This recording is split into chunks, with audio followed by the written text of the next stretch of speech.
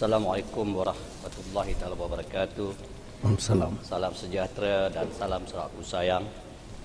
Terima kasih Tan Sri Dato' Ahmad Speaker kerana telah memberi peluang kepada saya untuk turut mengambil bahagian dalam perbahasan usul penghargaan atau ucapan Tuan Yang Terutama Yang di-Pertuan di Sarawak, Tun Sri Haji Abdul Taib Mahmud sepenuh upacara pembukaan persidangan pertama Pegawai Kedua Dewan Negeri yang ke-19 pada 15 Mei 2023 yang lepas. Ucapan Tuan Yang Utama Yang di-Pertuan di Sarawak, walaupun ringkas tetapi padat dengan intipati dan amanat, serta pengharapan yang perlu dijadikan pedoman, serta dijiwai oleh kita semua, terutamanya dalam memastikan Sarawak yang kita sayangi ini terus maju dan makmur. Saya amat bersetuju tentang apa yang telah disentuh oleh Tuan Yang Terutama Tun berkaitan dengan perjanjian Malaysia ataupun MB63. Kerajaan Perpaduan yang dipimpin oleh Yang Berhormat Datuk Seri Anwar Ibrahim selaku Perdana Menteri Malaysia pada masa ini adalah dilihat sebagai satu landasan yang terbaik untuk menyelesaikan tuntutan kita Sarawak, rakyat Sarawak yang telah tertangguh sekian lama, seperti yang termaktub dalam MCC3, laporan IGC, Perlembagaan Sarawak dan juga Perlembagaan Persekutuan. Dalam konteks ini, perpaduan dan erti kata yang sebenarnya adalah keupayaan kita menyelesaikan segala isu yang boleh menimbulkan ketidakpuasan hati mana-mana pihak, lebih-lebih lagi yang berkaitan atau bersangkut paut dengan perkara yang telah dipersetujui bersama ketika kita membentuk negara ini, seperti yang termaktub dalam AB63. Obligasi Kerajaan Persekutuan khususnya dalam perkara yang di bawah bidang kuasa Kerajaan Persekutuan seperti bidang pendidikan, kesihatan dan keselamatan negara hendaklah dilaksanakan dengan sebaik-baiknya supaya isu-isu yang boleh menafikan hak-hak rakyat Sarawak ini boleh menafikan hak rakyat Sarawak ini daripada menikmati perkhidmatan yang berkualiti dan kondusif seperti masalah sekolah daif, hospital dan klinik kesihatan yang uzur, serta kemudahan infrastruktur yang masih jauh ketinggalan dapat dielakkan. Tan Sri Dato' Ahmad Speaker, di sebalik kegagalan Kerajaan Persekutuan merealisasikan hak-hak negeri ini sepenuhnya seperti yang termaktub dalam MCC3, kita bersyukur mempunyai kepimpinan negeri yang diketuai oleh Yang Berhormat Datuk Petinggi Tan Sri Dato' Amar Abang Haji Zuari bentuk Abang Haji Openg, Premier Sarawak yang sentiasa bekerja keras, prihatin, berpandangan jauh dan amat komited dalam mentadbir, mengurus dan membangunkan negeri ini. Ini terbukti dengan pelbagai inisiatif dan penerokaan beberapa ekonomi baru yang telah mendahului negeri-negeri lain, termasuk negara kita sendiri, serta perancangan pembangunan yang strategik telah berupaya membawa pembangunan di negeri ini. Walau ada di antara aspek pembangunan tersebut sepatutnya dilaksanakan oleh Kerajaan Persekutuan, keupayaan Kerajaan Sarawak menjana pendapatan tambahan setiap tahun. Contoh pada tahun lepas, tahun 2022 sahaja, kita telah berjaya meningkatkan pendapatan Sarawak sebanyak 11.9 bilion. Berkat kebijaksanaan Yang Berhormat Premier serta kepimpinan di peringkat negeri telah dapat mencari dana untuk membangun Sarawak ini, di mana boleh dikatakan setiap tahun lebih 70% belanjawan tahunan telah diperuntukkan untuk pembangunan khususnya di kawasan luar bandar. InsyaAllah dengan strategi pembangunan yang strategik seperti PCDS 2030, penerokaan beberapa peluang ekonomi baru termasuk yang berasaskan teknologi hijau serta memperkasakan badan insan melalui meningkatkan ilmu dan kemahiran di kalangan rakyat khususnya golongan anak muda, saya yakin kita berupaya menjadi Sarawak ini sebagai sebuah negeri termaju menjelang tahun 2030. Tan Sri Dato' Ahmad Speaker memperkasakan sektor pertanian. Selaras dengan saranan Tuan Yang Terutama yang mengalu-alukan usaha Kerajaan Sarawak untuk meningkatkan pengeluaran makanan, seterusnya mengharapkan agar Sarawak menjadi pengekspor makanan utama. Dengan usaha ini maka pendapatan golongan petani dapat ditingkatkan. Saya berpendapat saranan ini dapat kita capai kerana Sarawak yang bertuah ini mempunyai sumber terutamanya tanah yang bukan saja luas, malah juga amat subur.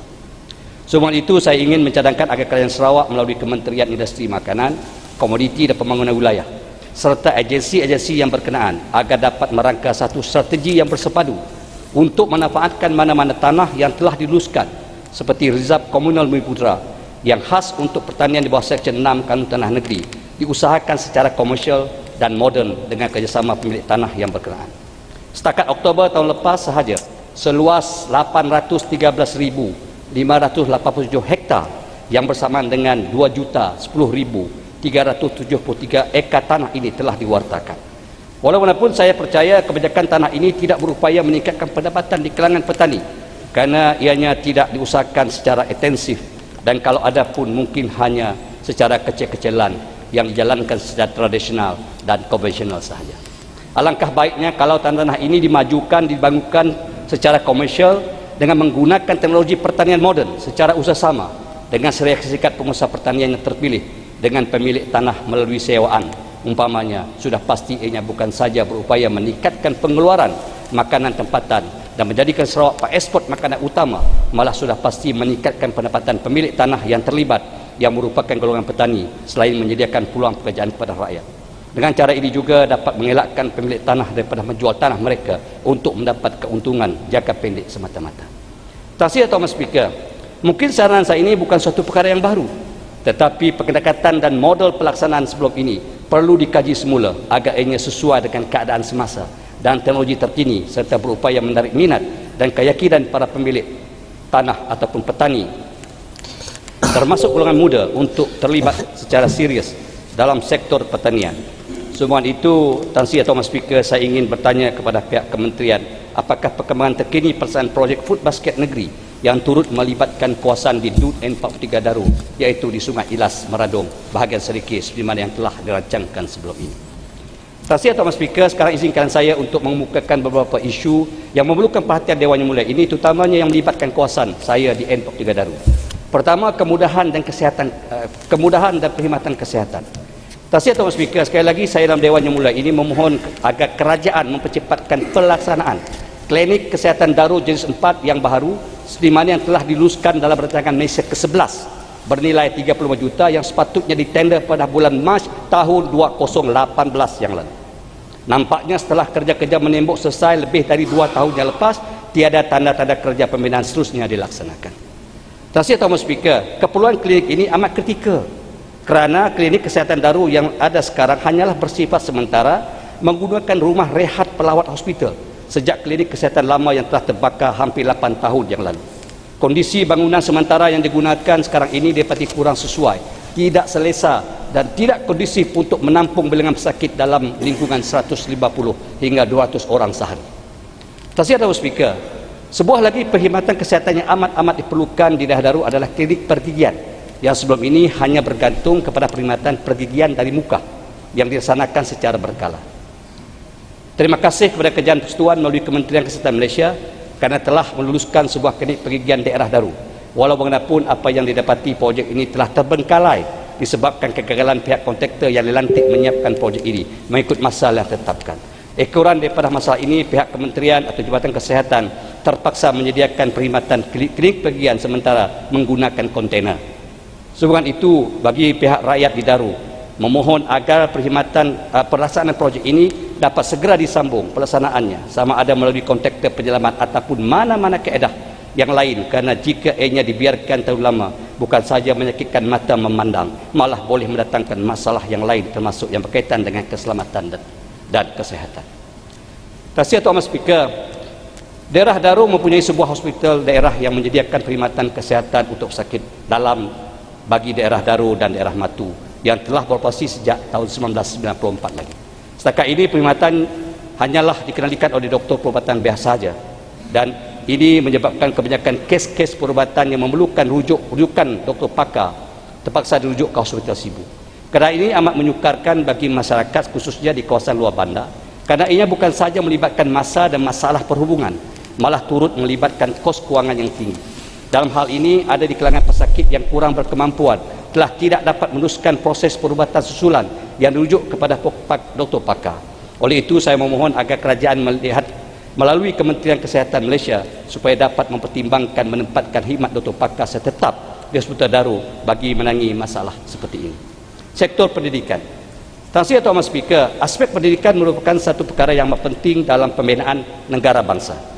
Oleh itu, usaha Kerajaan Sarawak mempertabatkan pendidikan di Sarawak dengan memberikan perhatian khusus membangunkan sektor pendidikan ini, di antara yang menumbuhkan sekolah antarabangsa universiti-universiti dan institusi-institusi kemahiran amatlah bertepatan sekali kerana usaha ini mampu menghasilkan modal insan Sarawak yang berkualiti, khususnya kepada generasi muda.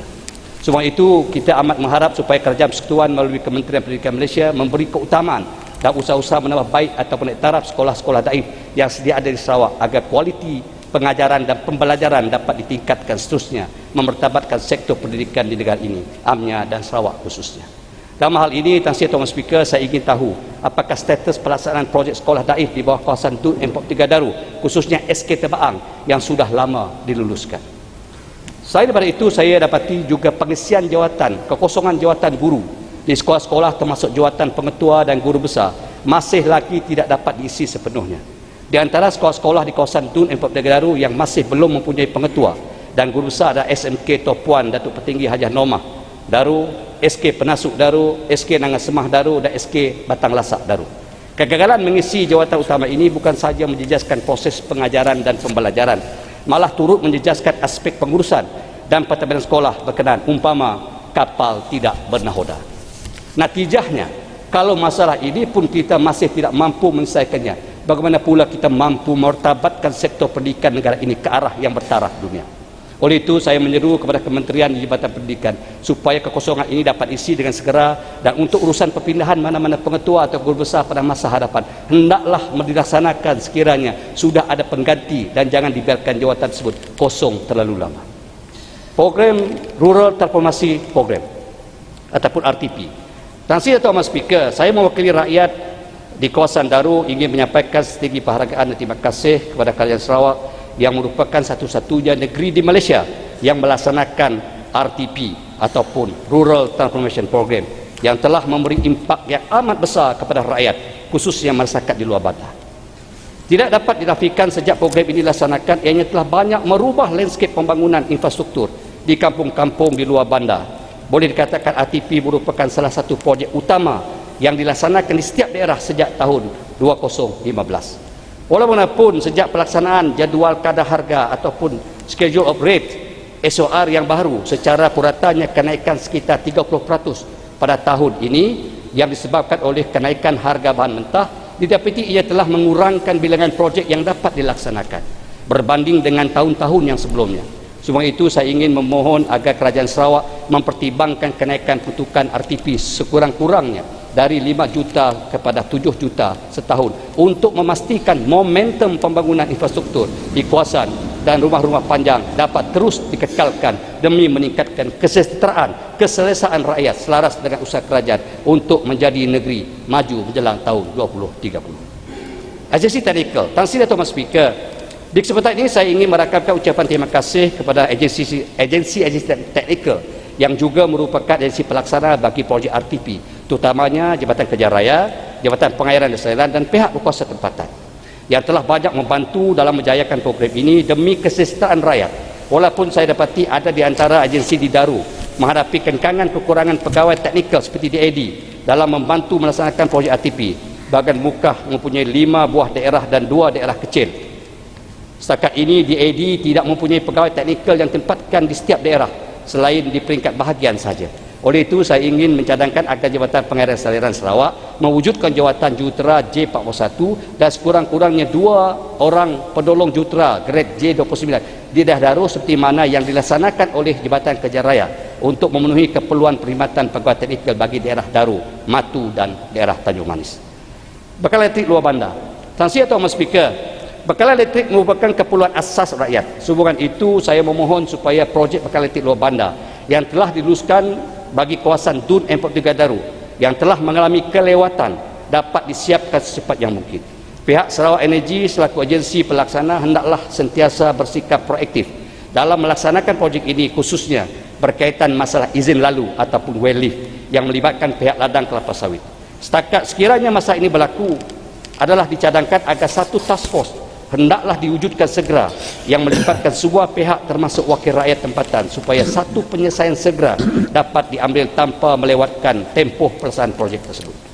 Tan Sri Tuan Speaker, selain itu pihak Sarawak Energy juga disarankan supaya membuat penilaian secara menyeluruh ke atas capacity transformers yang sedia ada di kampung-kampung ekoran daripada pertambahan rumah-rumah kediaman yang baru. Saya selaku wakil rakyat sering menerima aduan mengatakan bekalan elektrik ada tapi macam tak cukup. Oleh itu sebahagian daripada transformer yang sedia ada perlu dinaik taraf kepada kapasiti yang lebih besar agar perkhidmatan bekalan elektrik yang stabil dan mencukupi dapat disediakan kepada rakyat. Bekalan air. Tuan Tuan Speaker, sejak mutakhir ini masalah bekalan air sudah menjadi isu utama, termasuk juga di Air Daru. Ketika sambutan Hari Raya Aidilfitri baru-baru ini, saya banyak menerima aduan bekalan air terputus. Berdasarkan maklumat daripada pihak Jabatan Bekalan Air Luar Bandar, masalah ini adalah berpunca disebabkan oleh bekalan air yang sedia ada tidak mencukupi. 2 buah tangki air aras tinggi yang berkapasiti 2 mld di Kampung Badung Daru dan 1 mld di Kampung Panco Daru yang telah siap dibina tidak dapat berfungsi sepenuhnya kerana bekalan air yang sedia ada daripada loji rawatan air Jemureng tidak mencukupi untuk mengisi kedua-dua tangki air aras tinggi ini.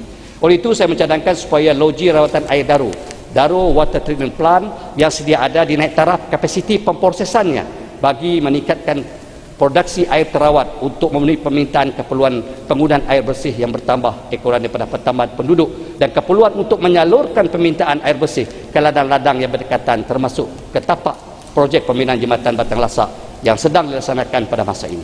Saya ingin mencadangkan agar reka bentuk projek Sarawak Water Supply Grid Program Stress Area Package CR2 ataupun Central Region yang sedang dilaksanakan bagi bahagian Mukah perlu dikaji semula kerana saya dapati untuk membekalkan bekalan air dari Balengian Mukah terus ke Daru sepanjang lebih kurang 150 km hanya dapat berfungsi dengan baik sekiranya ada booster dibina di antara Oyak, Igan atau Matu bagi membolehkan air sampai ke Daru yang terletak di hujung sekali. Sekiranya ini tidak diambil perhatian dan tidak tindakan sewajarnya, maka projek ini tidak dapat menyelesaikan masalah kekurangan bekalan dan tekanan air rendah seperti mana yang dihadapi sekarang. Kemudahan telekomunikasi. Tuan Speaker, satu lagi masalah yang sering menjadi rungutan di kalangan rakyat di kawasan Daru adalah berkaitan liputan telekomunikasi yang tidak memuaskan. Kita sedia maklum Kerajaan Sarawak telah melaksanakan beberapa usaha dan inisiatif dalam meningkatkan perkhidmatan telekomunikasi di Sarawak dengan membina beberapa menara telekomunikasi yang dilaksanakan oleh Sarawak Multimedia Authority. Walau bagaimanapun didapati beberapa menara telekomunikasi yang telah siap dibina beberapa tahun yang lalu di kawasan Dun Import 3 Daru masih belum beroperasi. Di antaranya ialah Nangas Semah, Sungai Serban di daerah Daru, Kampung Sawai di daerah Matu, Nangas Lasak dan Nangas Singat di daerah Sibu. Oleh itu saya memohon agar pihak berkenaan dapat memastikan menara-menara yang telah siap ini dapat beroperasi sepenuhnya. Daripada itu saya bagi mana-mana menara telekomunikasi yang sudah beroperasi adalah dicadangkan agar menyediakan satu backup sistem yang boleh berfungsi dengan baik sama ada menggunakan bateri atau solar yang berupaya memastikan ianya terus beroperasi apabila berlakunya terputus bekalan elektrik. Ini kerana setiap kali terputusnya bekalan elektrik maka terputus jugalah liputan telekomunikasi. Keadaan ini menyukarkan penduduk kampung untuk menghubungi pihak Sarawak Energy bagi mengemukakan aduan tentang bekalan elektrik yang terputus tersebut. Keperluan penduduk di Nangas Singat dan Sungai Lengan. Tuan Speaker, kawasan pendapatan di Nangas Singat dan Sungai Lengan Sibu terdiri daripada 10 rumah panjang dan 2 buah sekolah kebangsaan. Kedudukan rumah-rumah panjang ini terpisah oleh sebatang sungai. Oleh itu pembinaan jalan raya termasuk jambatan amatlah perlu sebagai kemudahan perhubungan penduduk di kawasan ini termasuk bagi memasarkan hasil pertanian dan produk mereka ke bandar serta kesesaan kepada anak-anak mereka untuk pergi dan balik ke sekolah yang selama ini hanya bergantung kepada pengangkutan sungai yang agak berbahaya. Sehubungan itu saya bagi pihak penduduk di kawasan ini ingin mengetahui apakah status pelaksanaan projek membina jalan Rumah Jingga, David Multifarm, Rumah Seli, Rumah Guang, SK Singat, Sungai Lengan, Sibu, Sarawak sepanjang 11.16 km termasuk sebuah jambatan yang telah diluluskan di bawah Kementerian Pengelolaan Bandar sebelum ini di mana Jabatan Pengairan dan Sdn Sarawak selaku agensi pelaksana dan bilakah ianya akan ditender serta kerja-kerja dijangka dimulakan. Saya juga mohon agar pihak Jabab dapat menyalurkan bekalan air bersih ke kawasan-kawasan ini termasuk sebuah stesen pertanian dan sekolah kebangsaan kerana walaupun mereka telah dapat dihubungi melalui jalan raya yang hanya beberapa kilometer saja dari Bandar Sibu tetapi masih bergantung dengan air hujan atau air sungai untuk kegunaan harian yang sering terputus ketika musim kemarau. Komplek pentadbiran baru daerah Daru. Tan Sri Tuan Speaker, saya mewakili masyarakat di daerah Darul ingin merakamkan ucapan berbanyak terima kasih kepada Yang Berhormat Premier yang telah mengumumkan kelulusan untuk membina sebuah komplek Partai Badan baru di daerah Darul sebagai hadiah sambutan 50 tahun di daerah Darul pada tahun ini, iaitu ketika majlis perasmian stesen Petros di Darul pada 19 Mac 2023 yang lalu. Pengumuman ini merupakan suatu yang amat ditunggu-tunggu oleh kami di daerah Darul. Sebagai sebuah daerah yang pesat membangun, kerana ianya merupakan kemudahan yang amat diperlukan bagi mengatasi masalah kekurangan kuartus dan ruang pejabat untuk menempatkan semua agensi kerajaan sama ada kerajaan negeri ataupun persekutuan, di mana ada di antara agensi kerajaan sekarang terpaksa menyewa rumah kedai dan menggunakan kuartus sebagai pejabat mereka. Dengan adanya komplek pentadbiran yang baru nanti akan mampu memberi kemudahan serta dapat menyediakan perkhidmatan yang lebih baik dan berkualiti kepada rakyat. Tan Sri Tuan Speaker, sebagai mengakhiri ucapan saya, izinkan saya menyampaikan 3 buah pantun. Minum kopi di dalam cawan, masak gulai si ikan pati. Kepada seluruh ahli yang berhormat dan warga Dewan, salam Aidilfitri, maaf zahir dan batin. Terus berdoa sambil berusaha kepada Tuhan memohon berkat. Semoga diberkati segala usaha persidangan DUN mengurus agenda rakyat. Bukan bermadah, bukan berseloka. Tanam halia di tepi telaga.